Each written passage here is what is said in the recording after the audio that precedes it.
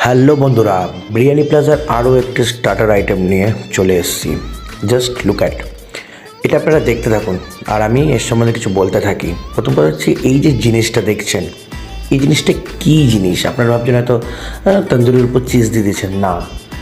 আপনারা ভাবছেন হয়তো বিরিয়ানি প্লাজাতে তো বিরিয়ানি বিখ্যাত, অবশ্যই বিরিয়ানি বিখ্যাত, কিন্তু ওদের এই আইটেমটা সব থেকে পপুলার সিগনেচার আইটেম বলতে পারেন।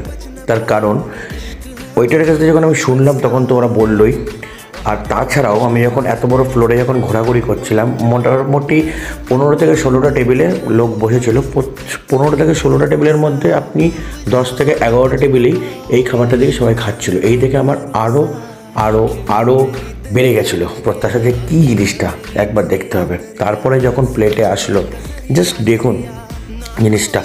আর যখন আমি ওকে খাওয়ালাম জিনিসটা, ও খেয়ে তো জাস্ট দেখলাম জাস্ট ব্ল্যাঙ্ক হয়ে গেছিলো। আমি ভাবলাম যে কী এমন জিনিস, একবার তো ট্রাই করতেই হচ্ছে। তো আমিও প্লেটে একদম ড্রেসিং করে নিয়ে বসে পড়লাম।